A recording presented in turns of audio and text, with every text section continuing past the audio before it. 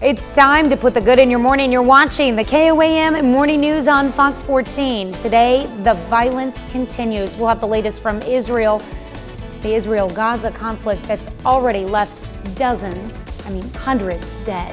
It's a gorgeous Tuesday morning, but we're awaiting the rain that's going to work in from the south. We'll break down our thunderstorm activity from the Skywatch Weather Center. And how a partnership created just a month before the Joplin tornado proved to be vital in the moments immediately after the disaster. The KOAM Morning News on Fox 14 starts now.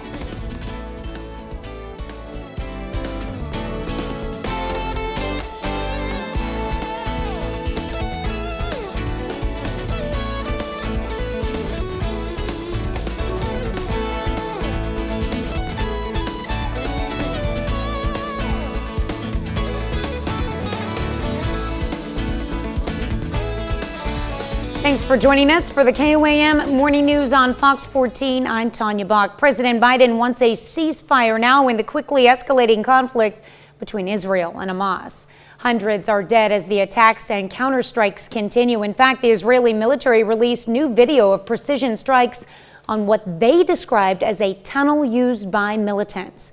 Hamas has now fired more than 3,000 rockets into Israel since this conflict over land and policing began. Police arrest a Lamar, Missouri. In other news, police arrest a Lamar, Missouri woman after they say she stabbed someone in the neck during an argument over a car accident. It happened on Saturday. Lamar police responded to a disturbance on College Street. When they pulled up, they learned that an argument escalated, and they say Rosie Pitts, a 46-year-old from Lamar, stabbed another person in the neck. The victim was taken to a Springfield hospital with non-life-threatening injuries. Pitts stands charged with first-degree assault. A Grandview, Missouri teen dies in an officer-involved shooting. The Missouri State Highway Patrol says police got a 911 call around 6:45 a.m. on Sunday about an apparent suicidal man armed with a gun at Meadowmere Park. When officers got to the park, they say the man aggressively threatened them with the gun. Two officers fired at him. The Missouri State Highway Patrol says 17-year-old Lance Stevenson of Grandview died at the hospital. Highway Patrol is still investigating what happened. Oklahoma's governor says his state is open for business and hopes an executive order will put unemployed Oklahomans back in the workforce. Governor Kevin Stitt said on June 26, the Sooner State will no longer participate in the federal program that grants an extra $300 to Americans on unemployment benefits. He says it gives people incentive to remain unemployed, and he'd like to insensitize people to return to work. So with that in mind, Governor Stitt also announced executive action that would pay unemployed Oklahomans $1,200 to return to the workforce. To qualify, recipients must not only return to the workforce, but remain employed with the same company for 6 consecutive weeks, work at least 32 hours a week. The Kansas Chamber of Commerce cuts ties with its national counterpart after it endorsed the campaign of a Democratic lawmaker. U.S. Chamber of Commerce supported Sharice Davids over Republican challenger Amanda Atkins for Kansas's 3rd district. The Kansas Chamber chair said it chose to not renew membership in the national group because members were frustrated by the Davis endorsement. Atkins served 12 years on the Kansas Chamber's board. Voters in Joplin will get the chance to decide whether to fund renovations at Memorial Hall. The City Council voted to add a ballot issue to the April 2022 election, asking whether voters would fund the $30 million renovation. In that same election, voters will decide the fate of Project Launchpad.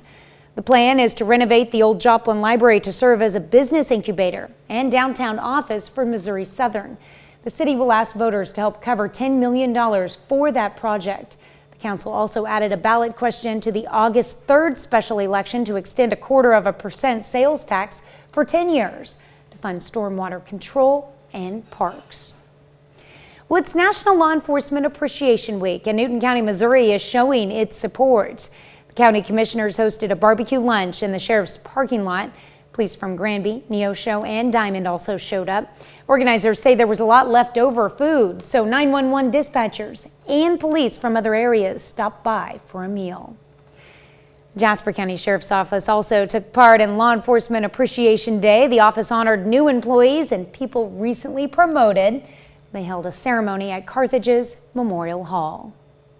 Well, on Thursday, the city of Pittsburgh turns 145 years old. So the Downtown Advisory Board is hosting a week-long celebration. The board is trying to collect 145 presents for 145 kids in the community. People who donate will get a card with discounts to local businesses. The gifts will be distributed between Fostering Connections and Big Brothers Big Sisters of Crawford County. I think it just is really cool. It's a cool idea. It's a cool opportunity. It's something fun, especially at the start of summer, to give kids something maybe new to do or a new experience or clothes or whatever it is that they're needing or wanting. To be able to give them that at the start of the summer when they've just finished up school is really cool, and it's a really good feeling. For those looking to donate, gifts can be dropped off at Audacious Boutique or Sonder and Company. Well, if the thought of eating snails grosses you out, then you're going to love this story. A French artist uses the slimy mollusk to make soap. He turns the gastropod's fluids into soap bars and then sells it in local markets. To make around 15 3-ounce soap bars, the artist uses around 2 ounces of snail slime. Since only about half an ounce of slime can be extracted from one snail, he needs at least 40 snails to produce this amount. Although quite uncommon in Western cosmetics, snail mucus has become a common ingredient, especially in Korean beauty products, because its purported anti-aging properties. Snail slime. I'm good with my Dial antibacterial. I'm just going to stick with it. Huh. Anti-aging ain't going to help me anyway. What does it do to a snail once you remove the slime? Does it continuously secrete it? I don't know. I was thinking that same thing. I was asking myself that question. Or do you just need to eat that snail right away? I don't know. Surely it's a continuous thing, but I don't know. Shout out to Dial. Yeah. Live look outside of Television City. We have been a little bit spoiled on this Tuesday because the rain just kind of surrounded us. Our attention will be down to the south. This will all stay out to the east as it rolled up from Arkansas into south central Missouri. But we're going to get patches of blue sky in there. Even our cloud cover that we do see has remained very, very light. And temperatures just delightful. 64 right now in Joplin, 61 in Miami, 63 in Chanute, and 64 in Nevada. So everybody very, very tightly wound together. Weather trend for today. Temperatures are going to be close to 80 degrees. More importantly, let's talk thunderstorm activity. By the time we get right past the KOAM news at noon, we begin to see it work up from the south. Heavy rain included in there, and also too fair share of thunder and lightning. Now the low risk on the severe thunderstorm risk map, that actually stays down to Oklahoma City. We find ourselves in the marginal area, but look at our time frame right there as we push into Tuesday night. We've got more that arrives from Oklahoma City up through Tulsa, and it really doesn't break until Wednesday morning. Our temperatures are going to be warm for this time of year, but the rain just keeps on rolling through, and we've got flood warnings for the southeastern portion of southwest Missouri and in Vernon County for the Osage and Little Osage rivers. Tanya?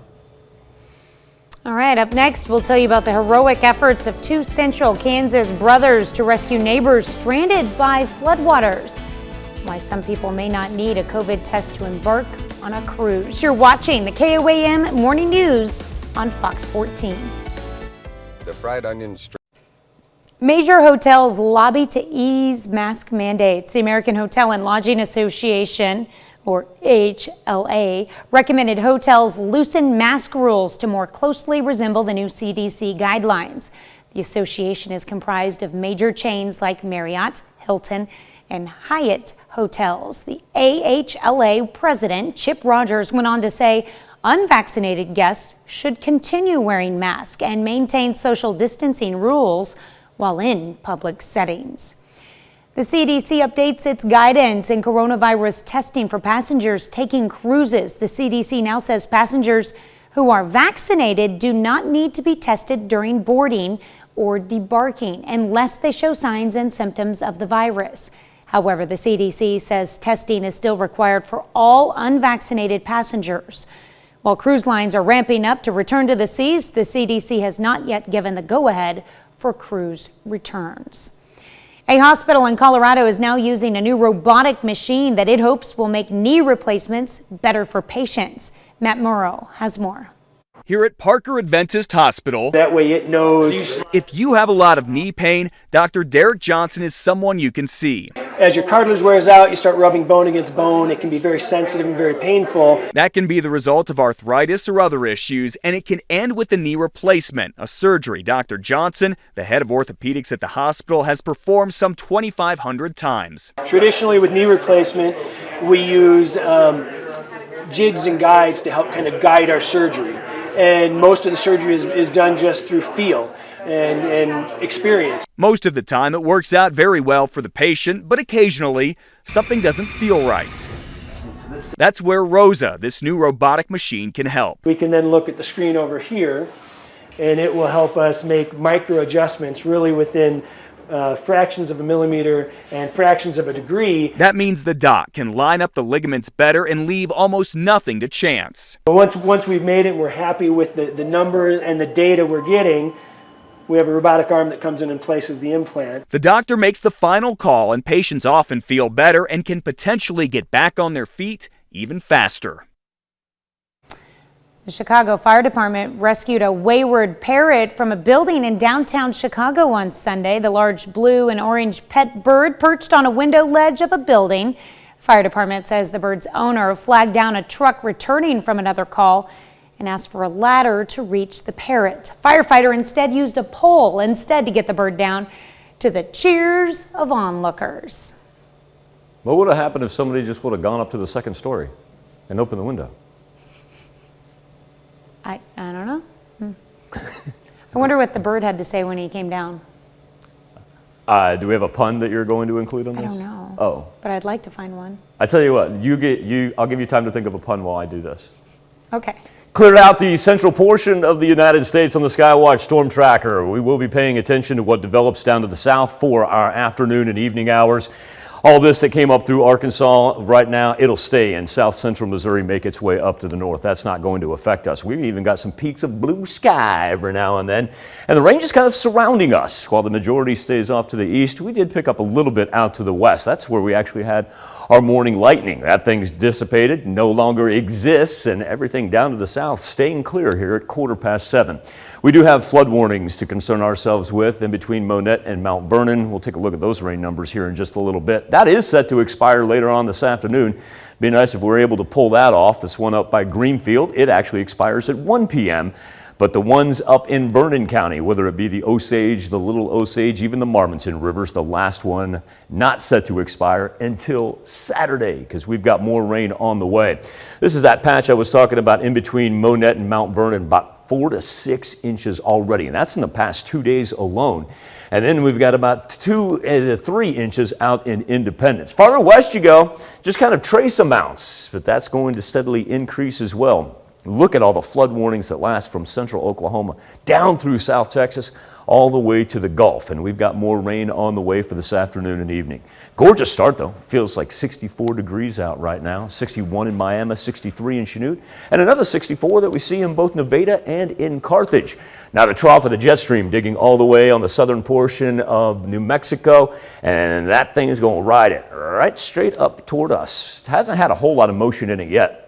And even the severe thunderstorm risk map has backed off a little bit on the low category. At one point in time this morning, it was making its way all the way into central Oklahoma. Now, we do see ourselves in the minimal area. That's going to be the threat of high winds, but it's more so just the amount of rain that we've already picked up and our flooding concerns as we're going to pick up additional spots of very heavy rain for the afternoon, and that's also going to send us some lightning and thunder. Down here to the south for Tuesday night, all the way into Wednesday morning, the rain continues to roll through before we get a little bit of a Wednesday break. But then we just revamp and reload for Wednesday night into Thursday with temperatures staying in the high 70s. We'll be back with more KOAM Morning News on Fox 14 right after this. Are you in need? Ahead of the 2011 tornado, Missouri Southern and the Red Cross formed a partnership, and it proved to be vital when disaster struck. That partnership designated Missouri Southern as a shelter for people to use following a natural disaster. After the tornado hit, Chris Harmon with the Red Cross says officials quickly took action. Wait a minute, we've got this. I pulled out the agreement. I'm looking at the facility. Debbie's like, I'm going down there. She immediately was able to open up doors and people were able to show up. And that university became the focal point and the reason why that response was so successful. The agreement between MSSU and the Red Cross expired, but officials say they're working on another one. Joplin's infrastructure recovery project following the tornado receives recognition as Project of the Year. The engineering and design firm Olson announced the award from the American Public Works Association at last night's council meeting. Olson served as the primary consultant for the city's $56 million green area infrastructure revitalization plan. It's very nice to be able to be recognized for what you've done, but this is truly a collaborative effort. You know, this is something that the contractors, the city, and the consultants were all pulling the rope the same direction. You know, we had the eye on the prize of trying to get this rebuilt for our citizens, for the people that live here.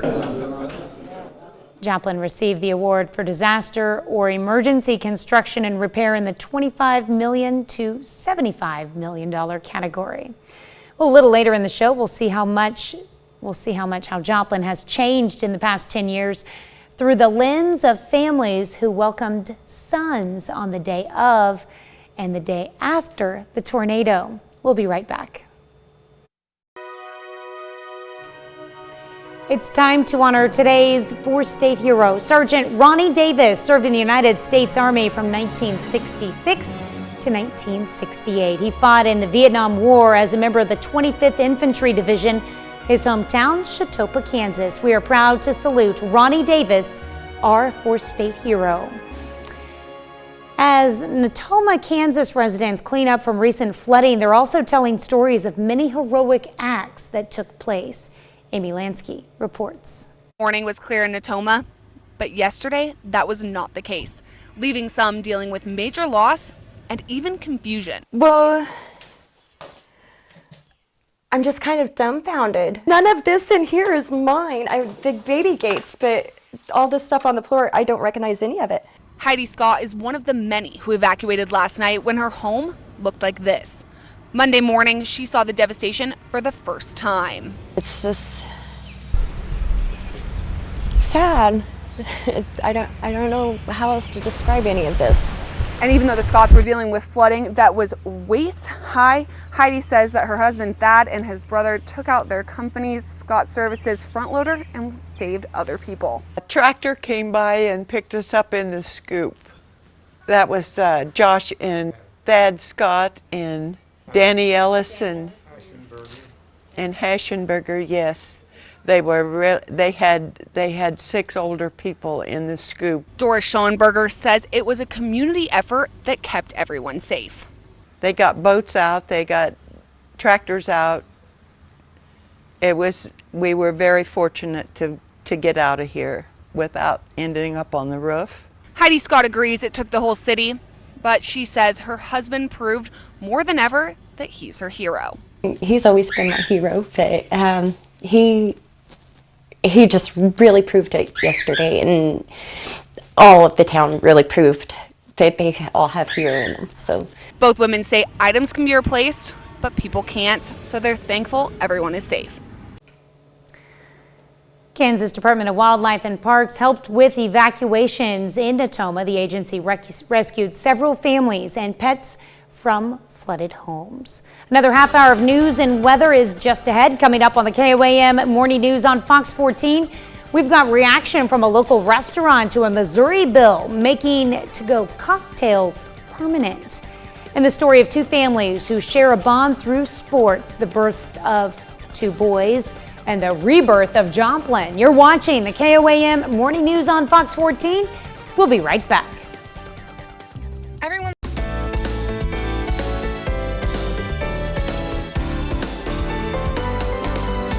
Welcome back to the KOAM Morning News on Fox 14. It's currently 7:28. Let's take a look at today's top stories. Police arrest a Lamar, Missouri woman after they say she stabbed someone in the neck during an argument over a car accident. It happened on Saturday. Lamar police responded to a disturbance on College Street. When they pulled up, they learned that an argument had escalated, and they say Rosie Pitts, a 46-year-old from Lamar, stabbed another person in the neck. The victim was taken to a Springfield hospital with non-life-threatening injuries. Pitts stands charged with first-degree assault. Oklahoma's governor says his state is open for business and hopes an executive order will put unemployed Oklahomans back in the workforce. Governor Kevin Stitt said on June 26th, the Sooner State will no longer participate in the federal program that grants an extra $300 to Americans on unemployment benefits. He says it gives people incentive to remain unemployed, and he'd like to insensitize people to return to work. So with that in mind, Governor Stitt also announced executive action that would pay unemployed Oklahomans $1,200 to return to the workforce. To qualify, recipients must not only return to the workforce, but remain employed with the same company for 6 consecutive weeks and work at least 32 hours a week. Voters in Joplin will give the chance to decide whether to fund renovations at Memorial Hall. The City Council voted to add a ballot issue to the April 22 election, asking whether voters would fund the $30 million renovation. In that same election, voters will decide the fate of Project Launchpad. The plan is to renovate the old Joplin Library to serve as a business incubator and downtown office for Missouri Southern. The city will ask voters to help cover $10 million for that project. The council also added a ballot question to the August 3rd special election to extend a 0.25% sales tax for 10 years to fund stormwater control and parks. It's National Law Enforcement Appreciation Week, and Newton County, Missouri is showing its support. County commissioners hosted a barbecue lunch in the sheriff's office parking lot. Police from Granby, Neosho, and Diamond also showed up.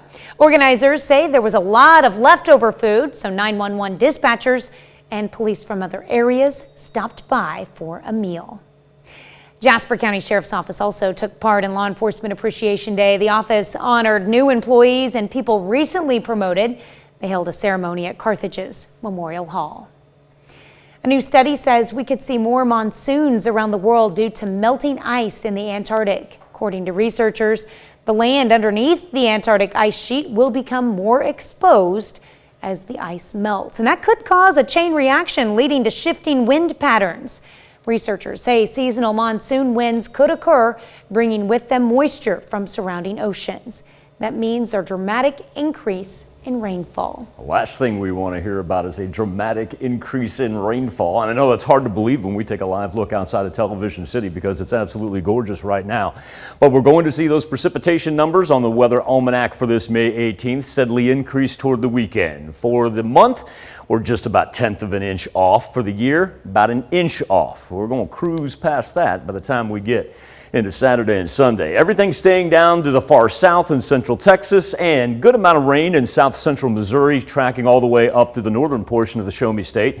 We just carved out a nice little Tuesday morning niche. Not going to last forever, but let's take it while we got it. Flood warnings for southeast portion of the 4 states lasting until Tuesday. We've now seen expansion of that on the north side of I-44 through Mount Vernon. The one in Greenfield set to expire about 1 o'clock this afternoon. We're not going to be surprised if those aren't extended. And flood warnings for the Osage and Little Osage, with the last one not expiring until Saturday. In the past 2 days alone, we've seen 4 to 6 inches out here in the Monette area, 3 inches in Independence, and anywhere from about an inch, inch and a half right there in between Pittsburgh and in Joplin. Flood warnings extend through Oklahoma, just about the entire state of Texas is under one, as a matter of fact. That being said, it's very comfortable right now. 64 degrees is where we sit in Joplin. Let's go 63 in Miami and 61 in Iola. We're going to pay attention to everything down to the south today, and the severe thunderstorm risk map does put us in that minimal category. It's not only the flooding concerns, but also, too, we're going to get some lightning involved with this. Say this afternoon is when we begin to pick up out of the south, and a large band then rolls through overnight into Wednesday morning. And look at that on the right-hand side. That's exactly where we have those flood warnings for portions of southwest Missouri. And that 4 to 6, ooh, that's going to become 6 to 7 out there. Temperatures pushing up into the 80s by the weekend. More KOAM Morning News on Fox 14 right after this. Welcome back to the KOAM Morning News. As we progress through this month of May and we look forward to the summer, one of the great things that we've had the opportunity to do with our number of people that are kind enough to interview with us this early in the morning is talk about live performances, being able to be back on stage, being able to be back in front of the public. And that's where we're fortunate enough to be joined this morning by Emily Larson. Emily's the Interim General Director for Heartland Opera. Emily, I want to thank you so much for your time this morning. As far as performers at heart, and not only dealing with performers, but also setting up venues, setting up acts, setting up performances. How has this year been different compared to where you were at this point in time, this exact point in time last year? Well, crazy enough, this point in time last year, everything was already shut down. But in the normal year, we are always booking performers coming in from across the country to participate in Heartland Opera's locally produced professional opera productions. But this year, we haven't done a lot of live events. We did some live caroling in December, which is a naturally socially distant musical performance. But we're very excited this year to be back giving a live performance in front of live audiences. Well, let's talk about this performance you have coming up. Hits from opera and operetta. The impetus to put this together. What's the background? What's the idea? And how has it become so popular? Absolutely.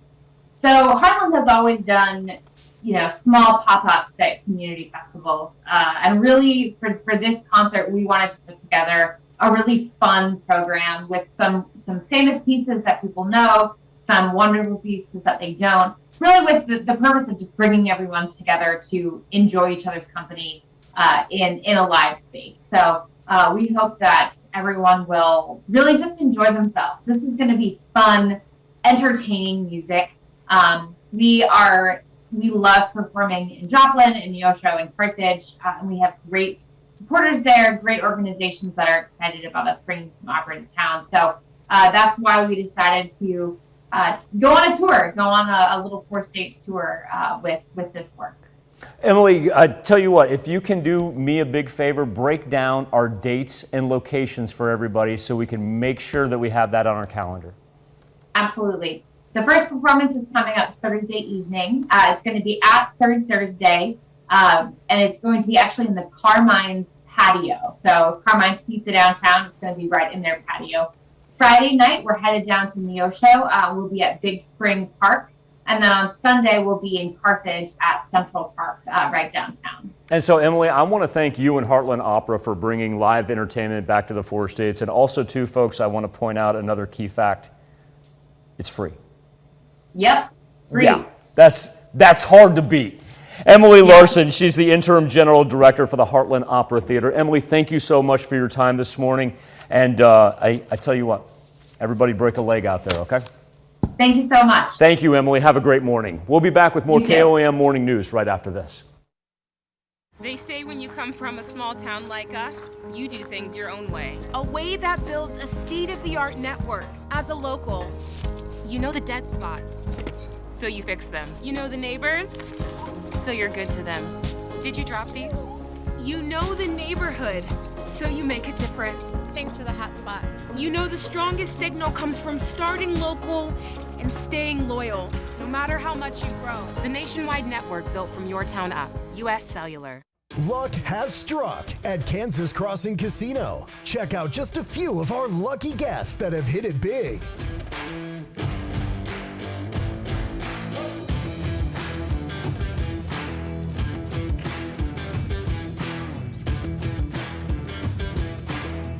Our jackpots are hot and ready to explode. Don't miss your chance to win at Kansas Crossing Casino, Pittsburgh, Kansas. You're gonna dig it. Just like you don't think about an umbrella till it rains, a lot of folks don't think about their gutters till they overflow. Then they call us here at Leafguard. It's something that every homeowner should do in terms of managing the water flow properly and keeping the foundation safe. And this is all to avoid greater expenses down the road. Leafguard is the worry-free gutter system, the only one with a clog-free guarantee. Water flows in, leaves and other debris roll off. And right now, during our $99 install sale, buy Leafguard from us, we'll install for only $99. Choose no monthly interest for 25 months until paid in full, or a $400 Lowe's gift card with your Leafguard purchase. Plus, call during this program, get dinner to go, a free $50 gift card with your in-home estimate and gutter inspection. Let me keep your gutters clean forever with Leafguard. On the KOAM News Now Facebook page in our morning Insta poll, protesters in Tokyo demanding the cancellation of the Summer Olympics as Japan battles a COVID-19 surge. Our question to you, put simple enough, should the Tokyo Olympics be canceled? Right now, 63% of you say yes, it should be. You can make your voice heard by going to KOAMnewsnow.com/vote. Tanya. A pandemic-era law could become permanent. Last week, the Missouri legislature sent a bill to Governor Mike Person's desk that would allow for the sale of cocktails to go. KOAM's Bronte Sorotsky tells us how the law in its current form helped at least one Joplin bar stay afloat during the pandemic and how they think it will benefit them in the future. During the pandemic, the ability to offer alcoholic drinks to go helped out Club 609 in Joplin promote their business. People are responsible, but like I said, some people want to have dinner and then take home some alcohol and have it at home, as opposed to making 2 stops. I think it'll help people make that decision and order food and drinks at the same time. I think it'll help us and the customers. Club 609's manager says bringing back to-go drinks could even help people readjust as they start going out again. Some people don't want to go out still, and so it gives them the option of having a dinner from a restaurant, having some drinks to take home and be home. Some people are still nervous about going out. We hear about it all the time. So that would help them have a similar experience, but obviously have us make the food and the drinks. The measure would require any to-go drinks to be sealed. Anyone looking to take a drink home would need to have it accompanied by a food order as well. One customer says it could open new doors to trying drinks one normally wouldn't. Yeah, some people might want to have like a date night at home if they have kids, and then they can order their drinks with their meal, and I think it's a good thing. I have kids at home, and so it might be nice to just be able to get a drink with my order and come home and have a drink that I don't usually make at home. The measure would also repeal a prohibition on the sale of alcoholic drinks on Sundays, making it no different than any day of the week. In Joplin, Bronte Sorotsky, KOAM News. Governor Parson has until July 15th to sign the measure. If he does, Missouri will join several other states that have made to-go cocktails legal, including Oklahoma and Arkansas. Pizza Hut lets your kids make books on some free pizza by reviving a book reading program. The pizza making giant is tweaking an older reading program for the 1980s and 1990s. I remember this, and bringing it back. Camp Book It is an online program that parents can use to help their kids stay with reading during the summer. Pizza Hut will use it in a nostalgia campaign with classic Pizza Hut looks and style, and with classic rewards. Free pizza once enough points are earned. Camp Book It runs from June through August for kids pre-K to 6th grade range. We'll be right back with more after this, but first let's take a look at the market prices before the opening bell.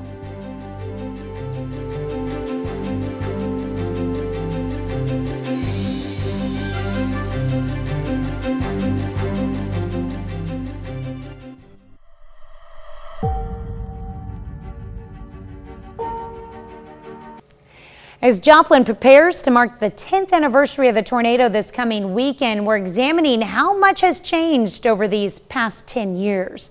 Dow Quick introduces us to a couple of families who know there's no accounting for fate, and there's no crying in baseball. A May day at the ballpark. The Columbus Tops Little League traveling team is on the field. On the mound is pitcher Lucas Evans, and catching is his longtime friend, Cord Saporito. These two guys, Lucas and Cord, have a lot more in common than just baseball. In fact, they share a bond that goes all the way back to birth. Lucas was not supposed to arrive the day he did. He was born at Joplin's Freeman Hospital 6 weeks early. I was pretty fearful. I just didn't know what to expect as far as being that early. And then he was put in the NICU. At about the same time, Lacey's friend Angie was at nearby St. John's Hospital in early labor. But when her contractions became less frequent, her doctor said Angie should go home to Columbus to wait. I was not very happy because it was a Sunday morning and the family could all be there if he'd just keep me, but he went ahead and sent me home. That day was May 22nd, 2011. We all know what happened next. The tornado that just missed the hospital where one baby was in the NICU destroyed the hospital where another baby was nearly born. Angie saw the horror play out on TV. Here, our whole family would have been there, that it would have been a lot different for us. And as soon as that hit me, I immediately was in tears. I was very upset, anxiety set in, and contractions started. Now time was short. Angie and her husband returned to Joplin, this time dealing with tornado debris and police barricades en route to Freeman, where Cord was born the next morning. One child born earlier than expected, one born later. And in the short time between those births, Joplin changed with the speed of a fastball. A lot has changed over the 10 years since. The sons of friends became friends themselves, teammates in football and soccer and wrestling, and of course, baseball. You like playing together? Yeah. Yeah, why? We're good friends. We've been friends, I think, ever since like maybe first grade, kindergarten, maybe preschool. The tornado that will forever be part of their history will never be part of their memory. Their focus is sports, with the help of a couple of assistant coaches, their dads. I think that's a good thing what sports teaches. Like, not everything's going to be great. When it's great, it's great. But when it's not that good, you got to find a way to figure it out, fight through that adversity. How to handle winning and losing. How to handle losing. Yeah. You learn more from losses, I think. But Do you? How so? just how to bounce back from them. Oh, absolutely. I am much more appreciative of spring days where it's calm and we can just be home and enjoy being outside. Is 10 years a long time or a short time? I think short time. Is 10 years a long time? Yeah. Yeah? For a couple of guys about to move on from the 9 and under baseball league, 10 years is like a lifetime. Certainly time enough to learn that even when you're down, you got to keep on swinging. You should lean on friends, learn from family, and appreciate the simple joy of being safe at home. Well, now that Lucas and Cord have played their final game in the 9 and under league, they say they're a little nervous about moving on, but they look forward to their birthdays this weekend and the challenge of what comes next. By the way, Lucas's stepbrother, who cheered them on at the ballpark, was born on September 11th, 2001. That's a whole nother story. Well, tonight at 6, we get advice for coping with tornado memories and anniversary ceremonies as we continue our special series. Great to see Lucas and Cord out there on the field. And I tell you what, if you need to squeeze in an early morning ball game, Sub-State, I know you're trying, it's a perfect morning for it because the rain is yet to impede upon the 4 states. We've kept all of it really to the eastern portion of us and waiting to see what comes out of the south right here. As the only development we've had as of late, just a little increased cloud cover. We do have flood warnings that have stretched now on the northern side of I-44 running from Monette to Mount Vernon. The one in Greenfield expires at 1 this afternoon. Look at these, though, up to the north in Vernon County. For the Osage and Little Osage, the last one running all the way until Saturday. And we're going to pick up additional rainfall for the rivers. That one in between Monette and Mount Vernon right there, that's about 4 to 6 inches of rain, 3 inches out in Independence, and flood warnings lasting all the way to the Gulf of Mexico. That being said, still comfortable on this Tuesday morning. Find ourselves 7 minutes till the top of the hour and already sitting at 64 degrees in Joplin. Let's go 64 in Oswego as well, 61 in Monette, and 64 up in Vernon County in Nevada. Now, what all action is really going to work out of Texas and Oklahoma and make its way toward us. Everything that we see out to the east right there, coming out of New Orleans, stretching up the Mississippi, right in the Boot Heel and up toward the Ohio River Valley, that will stay off to the east. The severe thunderstorm risk map, however, does put us in that minimal category. Our main threat, obviously, the flooding that already is on us, but also, too, we're going to pick up some lightning with this as it rolls through. Clouds will continue to increase, temperatures in the high 70s, and here we go. Bottom of your screens where we work through for the afternoon hours. We'll start pretty much probably about the KOAM News at noon is where we'll see it develop down to the south, and then we'll be on us about 1 p.m. is when it starts. And look at the time frame on this. It's going to last all the way into Wednesday morning. That's the last thing the eastern part of southwest Missouri is going to need right there, that heavy rain on Wednesday morning. Temperature is still going to be very comfortable each and every day. It's just a matter of staying dry and knowing what roads around you are susceptible to flooding, because it's going to rain into the weekend. We'll be back, wrap up this edition of the KOAM Morning News on Fox 14 right after this. Welcome back to the KOAM Morning News on Fox 14. Here's what's happening today. The U.S. will share 80 million doses of coronavirus vaccines around the world to help other countries beat the pandemic. But here at home, confusion still reigns over mask mandates as states and businesses grapple with the CDC's new, more lenient guidelines. President Biden expressed support for a ceasefire in a call with Israeli Prime Minister Benjamin Netanyahu, and that's according to a statement from the White House. He also reiterated his support for Israel's right to defend itself against rocket attacks. The fighting has intensified in Gaza after more than a week, with Israel unleashing heavy airstrikes and Hamas continuing. Arkansas's Department of Transportation fired an employee who was responsible for inspecting a bridge that crosses the Mississippi River. Officials say drone video showed evidence of that fracture as early as May of 2019, but the employee missed it both in 2019 and then again upon another inspection last year. The bridge had to be shut down for emergency repairs last week. Let's check in with Michael with a final look at your forecast. Roll the day planner one more time as thunderstorms are going to build this afternoon from the south. Temperatures going to be just fine. It's just the amount of rain that we're going to pick up because we've got the flood warnings that are already upon us. The rain going to last all the way into Wednesday morning. Well, a vast collection of baseball cards and other sports collectibles are going up for auction next month. The memorabilia is valued at $20 million. Collection includes a Babe Ruth card that could set a new world record. It was amassed by a doctor in Florida, Thomas Newman, who died of COVID-19 earlier this year. The collection includes more than 1,000 vintage and modern baseball, football, and hockey trading cards. See that second to last shot right there on the right-hand side? Which one was that? The Commerce Comet, our own Mickey Mantle. Nice. Yeah. All right, thank you all for letting us put the good in your morning. Stay safe, try to stay dry. We'll be back with more news and weather when we see you at noon. Have a great morning and an even better day.